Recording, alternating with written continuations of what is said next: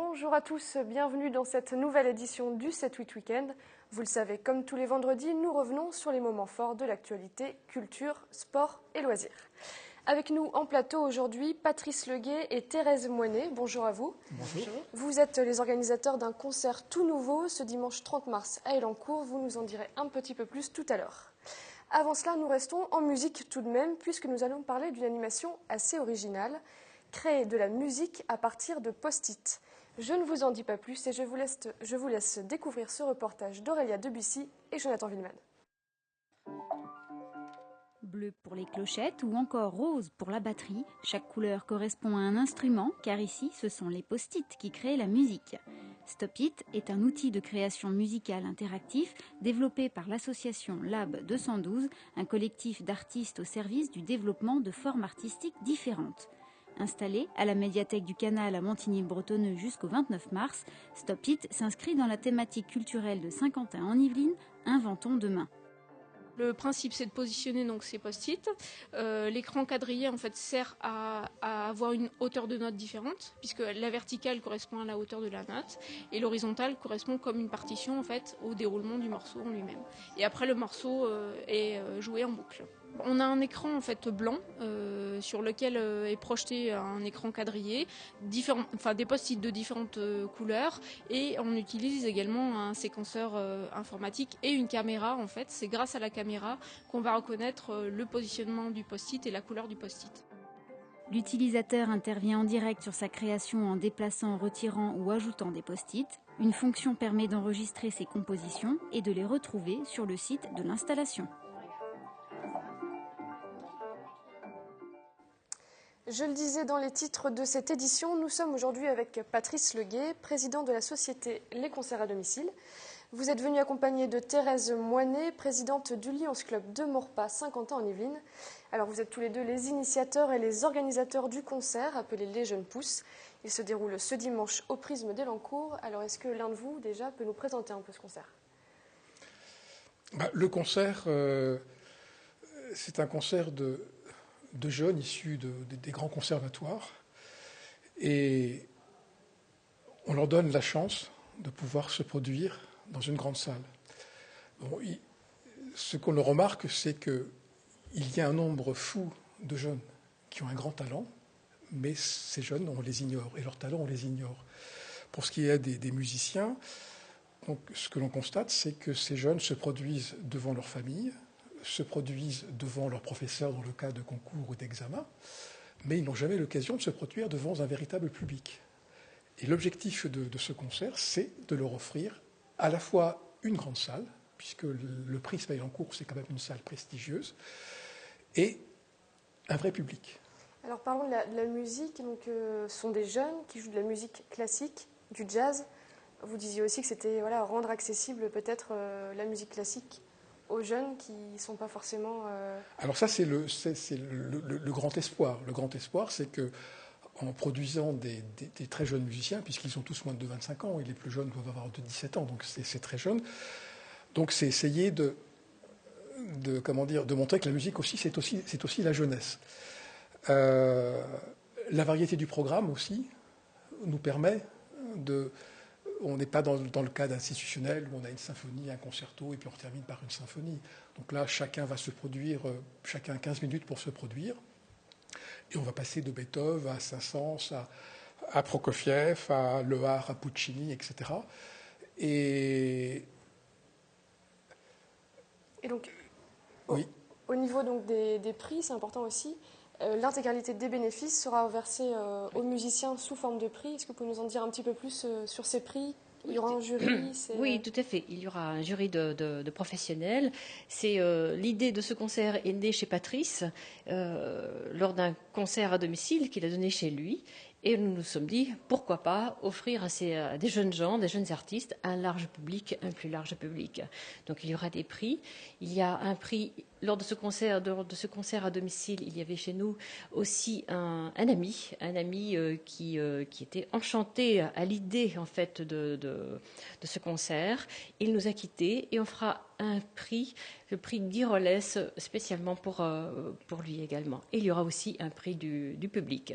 Voilà, alors, donc le public participera aussi à la remise de ce prix dans très ce bien, concert. tout le monde Oui. joue son rôle. Mm.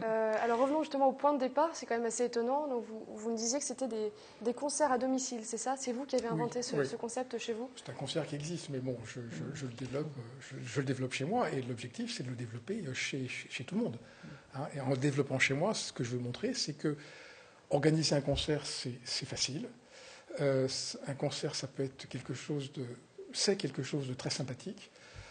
La proximité avec des musiciens, c'est inimaginable, parce que j'ai organisé des concerts de musique difficile, hein, c'est-à-dire que les gens ne seraient jamais à un concert officiel avec des musiques qui étaient proposées. Vous écouterez ça à la radio, pour la grande majorité, vous fermerez la radio, voyez. Et quand les gens entendent cette musique vivante jouer, donc je parlais de la musique contemporaine, quand les gens entendent cette musique vivante jouer par des musiciens devant eux, ils sont ébahis et ils sont tous passionnés par ça. Et alors qui sont ces jeunes? D'où ils viennent? C'est les jeunes qui Alors joueront ce dimanche? les jeunes qui vont se produire, donc la base, je vous ai dit, donc comme Thérèse l'a dit, c'est donc deux jeunes qui se sont produits à la maison il y a 2 ans déjà, donc Camille Guilpin et Sabine Pousset, qui ont passé une annonce dans un journal. Un jour j'ai reçu un ami qui me dit: Patrice, j'ai vu une petite annonce, tu ne peux pas faire quelque chose pour eux? Donc j'ai appelé, j'ai répondu à la petite annonce en disant: écoutez, je vous invite à la maison. Et ces jeunes-là vont se produire dimanche au Prisme. Donc, parmi la quinzaine donc, de musiciens. Alors les autres, voilà, donc après, on a essayé de contacter des professeurs, donc des amis que l'on avait, etc. Est-ce que tu connais, etc. Voilà. Et comme ça, donc on a constitué un réseau. Et on a vite été obligé d'arrêter ce réseau, parce qu'il y a une demande qui est extraordinaire. Les jeunes, ils veulent jouer. Ils veulent jouer. Et alors, ils veulent jouer, donc on va repréciser le type de musique, donc c'est de la musique classique, du jazz, donc quel type d'instrument on pourra trouver? Alors, piano, violon, un instrument original, parce que donc on n'a pas l'habitude de l'entendre en soliste, on l'entend toujours dans une formation orchestrale, c'est le hautbois. Et puis il y aura deux chanteuses, 2 sopranes. Et on terminera par un groupe de jazz, les Southing, qui est issu d'une école de musique, l'école de musique de jazz et de danse à Boulogne. Alors Thérèse Boilet, donc à travers ce concert, donc je le rappelle, vous êtes la présidente du Lions Club de Maurepas, Saint-Quentin-en-Yvelines. Vous rappelez à travers ce concert l'engagement pas seulement humanitaire, mais aussi culturel du Lions Club. Oui, culturel et humaniste. En fait, le côté humanitaire, effectivement, est davantage connu du grand public. Et tendre la main vers ceux qui veulent s'élever, c'est la partie humaniste que nous allons développer. Donc, nous tendons la main à ces jeunes gens. Il ne faut pas oublier que nous sommes des bénévoles. Quand Patrice se dit c'est facile d'organiser un concert à domicile, on a vu quand même que organiser un concert de cette ampleur, ça nécessite quand même beaucoup d'énergie, surtout pour des bénévoles. Et alors, en quoi est-il si original, ce concert? Si vous deviez inviter les gens, pourquoi les gens devraient venir? Qu'est-ce que vous auriez envie de leur dire? C'est la jeunesse. On est en face la jeunesse, et vous allez en face peut-être des artistes qui seront les grands artistes de demain. Là, ils sont issus de grands conservatoires, donc certains sont issus de Maurepas, de Versailles, de Paris, du conservatoire de Paris. D'autres jeunes sont issus du conservatoire de Genève. Il y a trois jeunes artistes qui se déplacent de Genève pour venir jouer, pour vous dire cette envie de jouer qui est extraordinaire. Donc voilà, c'est peut-être des artistes, les grands artistes de demain. Il faut les encourager. Ça, on l'ignore aujourd'hui, mais ils ont tous les talents, on les a entendus, ils ont tous les talents possibles, imaginables. Donc il faut leur donner cette place, cette chance de se produire. Vous pensez que la musique classique a encore besoin d'être poussée, d'être mise en avant aujourd'hui, ou surtout auprès des jeunes? Je crois de plus en plus. J'ai lu une étude récemment qui est à la fois positive et négative, c'est-à-dire que les grands compositeurs sont plus reconnus qu'il y a 20 ans aujourd'hui, mais ils sont beaucoup moins reconnus par les jeunes de moins de 40 ans, moins de 30 ans. C'est quasiment ignoré. Donc il y a quelque chose à faire. Vous nous avez parlé d'un jury, mais c'est important de rappeler, ce n'est pas un concours. Hein, l'objectif principal n'est pas là. L'objectif, c'est de redistribuer la recette des entrées aux jeunes. Voilà, d'où l'idée de ce concours. Thérèse, sous forme de prix. Et nous essaierons aussi de rémunérer en partie ces jeunes gens, en fait, puisqu'ils viennent de manière bénévole et ils ont quand même des frais pour arriver jusqu'ici, notamment ceux qui viennent de Genève. Donc plus il y a de public, et mieux on pourra les rémunérer et compenser leurs frais. D'accord. Nous avons constitué un jury de professionnels. Donc Thérèse l'a dit tout à l'heure, c'est Valérie Josse qui est chef de l'ensemble vocal de Saint-Quentin, qui est président d'honneur du concert et qui va driver le jury, constitué uniquement de professionnels. Très bien. Eh bien, si vous êtes intéressé par ces jeunes talents, rendez-vous donc maintenant ce dimanche 30 mars au Prisme d'Elancourt. Toutes les informations s'affichent en bas de votre écran. Merci à vous d'être venus. Merci. À bientôt. Merci. Au revoir. Alors, direction Guyancourt maintenant. Dans le cadre de la nouvelle édition du Temps des femmes, la ville présente l'exposition Héroïne jusqu'au 11 mai. À travers l'histoire, l'art contemporain ou encore la bande dessinée, la représentation féminine du héros est explorée dans toute sa diversité. Aurélia Debussy et Élodie Moine. Catwoman, Ève, Sœur Emmanuelle. Des femmes, des héroïnes qui ont marqué notre imaginaire. Mais qui est réellement cette héroïne qui fascine tant ? Il y a 3 parties, on va dire, dans cette exposition. Une première partie qui est plus documentaire, historique. On montre en fait des femmes qui ont marqué l'histoire. Il y a ensuite un deuxième espace qui est l'espace principal de l'exposition, qui est consacré à l'art contemporain, avec donc des œuvres d'artistes qui ont réfléchi, travaillé donc sur la notion de représentation de la femme. Et puis la troisième partie dans laquelle on se trouve est une partie consacrée à la bande dessinée. 12 artistes français et étrangers exposent ici leurs œuvres. 12 visions de l'héroïne. Pour la photographe Sandrine Elberg, celle-ci a une double vie. Je présente ici en fait un travail qui s'appelle Paris Burlesque, qui concerne en fait des photographies de femmes qui se produisent sur scène dans des cabarets parisiens. En fait, j'ai décidé de les photographier chez elles dans un univers quotidien, dans leur costume de scène. Ce qui m'a intéressé vraiment, c'est de mélanger cet univers quotidien de leurs appartements à Paris avec justement ce costume et ce personnage qu'elles se sont créés pour la scène. À quelques mètres, une étrange pièce attire l'attention du visiteur. Très vite, celui-ci se laisse transporter par une mélodie qu'il connaît par cœur.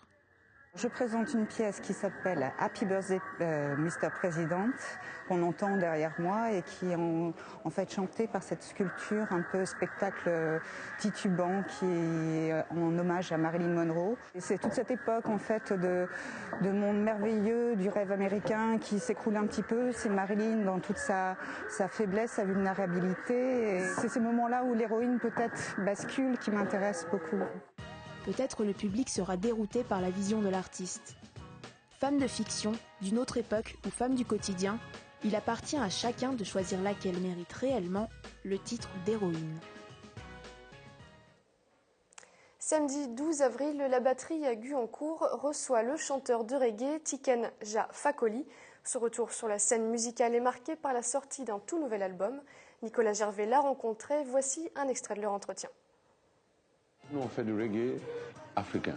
Quand nous faisons du reggae aujourd'hui, il est important qu'on prouve qu'effectivement, que l'Afrique est la source du reggae.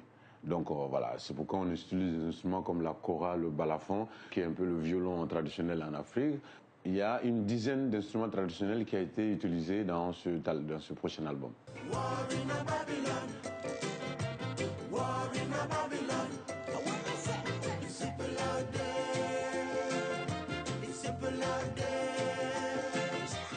Il y a Alpha Blondy qui est sur un titre qui s'appelle Diaspora, donc un message qu'on adresse à la diaspora africaine dans le monde, pour leur rappeler que dans les années 50 ou de 50 à 70, la connexion entre la diaspora africaine dans le monde et ceux qui menaient le combat sur le continent a été déterminant dans la libération du continent africain. Aujourd'hui, on a l'impression que notre diaspora, elle est plus concentrée sur l'économie. Elle est plus en train de chercher de l'argent pour aller investir. C'est bien, mais on souhaite qu'ils s'engagent aussi politiquement.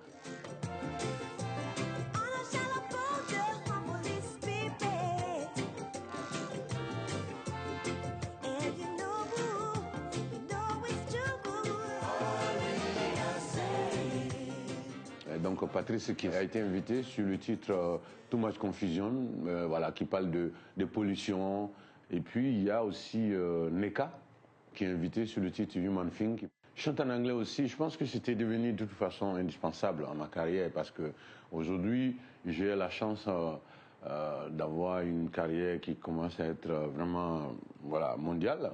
Mais ça devient indispensable parce que le message il doit aller partout aujourd'hui dans le monde.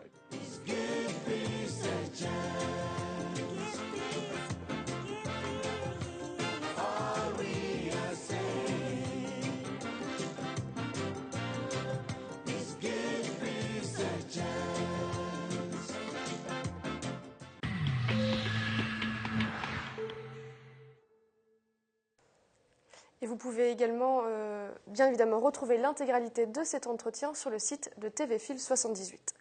À Guyancourt, toujours, l'hôtel de ville accueille jusqu'au 3 avril le salon Réflexe, entièrement consacré à la photographie et à la création numérique. L'occasion pour les amateurs de participer à un concours gratuit et d'exposer ses plus belles œuvres.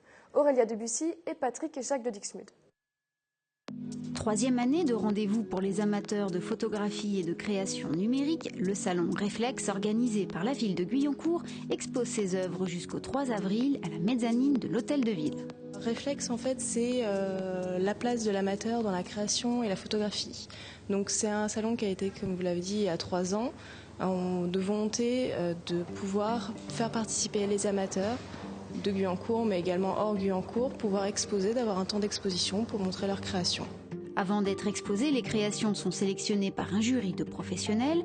Au total, 38 œuvres ont été retenues pour participer au concours. 3 catégories sont représentées, photographie noir et blanc, couleur ou encore création numérique.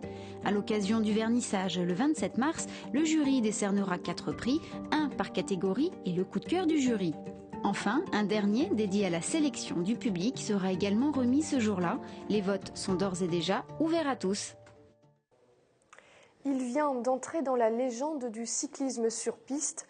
Le nouvel Unimontain a décroché 3 titres de champion du monde en Colombie. Il signe là un triplé historique et inédit. Notre journaliste Anthony Reich l'a rencontré. Voici un extrait de leur entretien. François, bonjour. Merci de nous recevoir et de prendre quelques minutes dans votre emploi du temps. Je sais qu'il est très chargé en ce moment. Tout d'abord, première question, quand on voit les 3 médailles sur votre genou que vous avez ramenées de la Colombie et de Cali, j'imagine qu'il n'y a qu'un seul mot, c'est félicitations et bravo. Ouais, merci. Oui, forcément, 3 médailles d'or, c'est un triplé unique, puisque je suis le premier dans l'histoire de mon sport à gagner les 3 épreuves individuelles. Donc j'avais annoncé avant de partir, c'était mon objectif. J'ai réussi à le faire, et ça n'a pas été une chose simple, forcément. Et forcément, je suis super content. Vous le disiez, hein, vous avez réalisé un exploit unique et justement, vous l'aviez annoncé il y a quelques semaines, quelques mois. Ça devait trotter dans votre tête de vous dire et si je n'y arrive pas? Non, ça ne me trottait pas dans la tête, ça ne me mettait pas forcément de la pression supplémentaire. Oui, je l'avais annoncé les semaines avant, c'était mon objectif. Il faut se donner des objectifs, surtout par un championnat du monde. Mais je l'ai annoncé parce que j'y croyais. Et forcément, déjà, quand on y croit, c'est beaucoup plus facile. En tout cas, on a... Une partie du chemin est fait. Voilà, c'est ça. Donc, mais c'est pas parce que j'avais annoncé que ça me mettait de la pression supplémentaire. Maintenant, ça, je sais exactement comment bien gérer mes émotions et mon stress que je n'ai quasiment presque plus. Non, c'est aucun stress supplémentaire parce que j'avais annoncé les semaines avant. Êtes-vous conscient d'être rentré dans la légende de votre sport parce que jamais aucun cycliste auparavant n'avait réussi ce grand chelem des épreuves du sprint en une même compétition, remporter les 3 titres? Oui, c'est incroyable. Alors, non, je ne m'en rends pas forcément compte encore.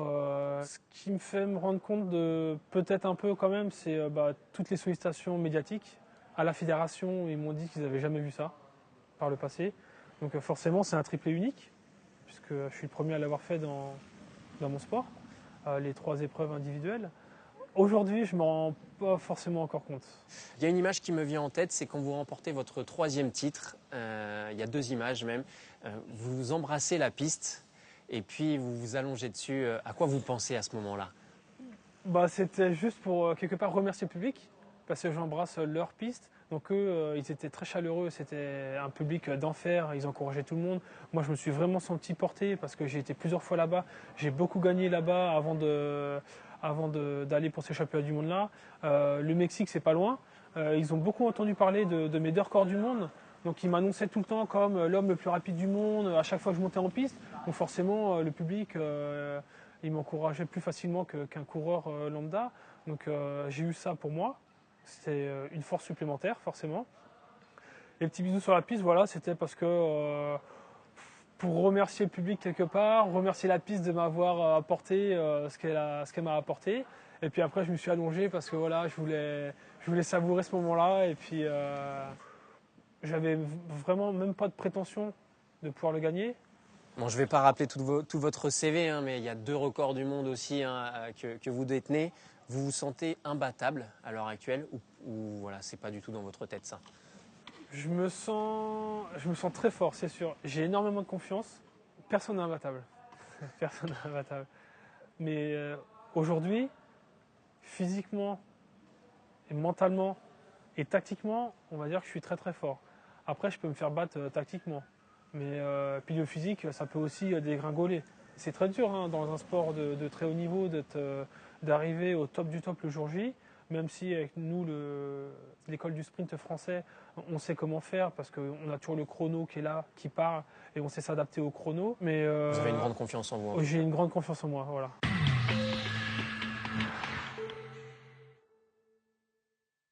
Et si vous voulez visionner cette interview dans son intégralité, rendez-vous également sur le site de TV Fil 78. Vendredi 28 mars à 20h45 au cinéma Les Yeux d'Elsa à Saint-Cyr-l'École sera projeté Au bord du monde, un documentaire de Klaus Dexel qui donne la parole à ceux que l'on voit mais que l'on n'entend jamais. Le réalisateur a suivi pendant 1 an une dizaine de sans-abri à Paris. Quel est leur regard sur le monde? Un documentaire bouleversant et humaniste sur fond de décor d'un Paris carte postale.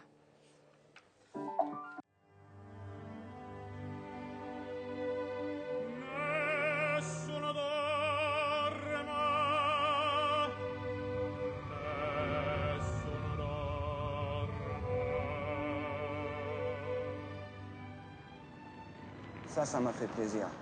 Le gars, il s'est arrêté là en voiture. Il m'a dit, j'ai des courses pour vous. Il m'a ramené 2 sacs. Il m'a dit, ça vient de la part de ma femme, ça vient de la part de ma belle-mère.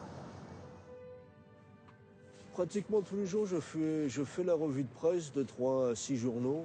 Tout ce qui est scientifique, tout ce qui est social, justice, violation des droits de l'homme. À 60 balais, je sens que je peux encore lutter pour remonter là, pour pas trop déprimer sur les mauvaises choses. Il peut encore y avoir les bonnes choses. Qu'est-ce que vous faites quand vous avez froid? Je grelotte.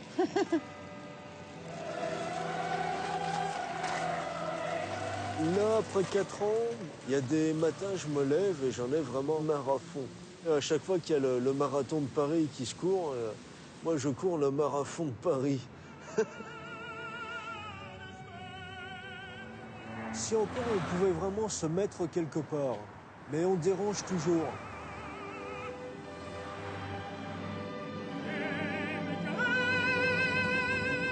C'est comme s'ils considéraient que parce que tu es là, tout est fini pour toi. C'est même plus la peine de s'arrêter, c'est même plus la peine d'écouter.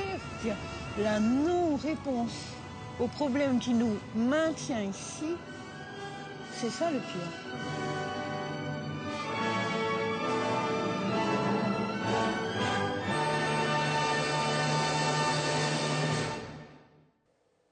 Allez, on termine cette édition avec votre traditionnel agenda du week-end. Versailles célèbre le retour du printemps avec sa 6e édition d'Esprit Jardin. Plus de 8000 visiteurs et une 60aine d'exposants sont attendus pour cet événement qui célèbre l'art des jardins et la culture des paysages. Vous avez tout le week-end pour en profiter. Ça dure tout le week-end également, l'Éco-Trail de Paris, un parcours de 80 km jusqu'à la Tour Eiffel. Pour la 7e année consécutive, top départ à la base de loisirs de Saint-Quentin en Yvelines. Plusieurs distances sont proposées. Les premiers départs se font samedi dès 10h. C'est la fin de cette édition. Merci de l'avoir suivi. Je vous donne rendez-vous lundi prochain en direct dès 18h. D'ici là, je vous souhaite un excellent week-end sur TV Fil.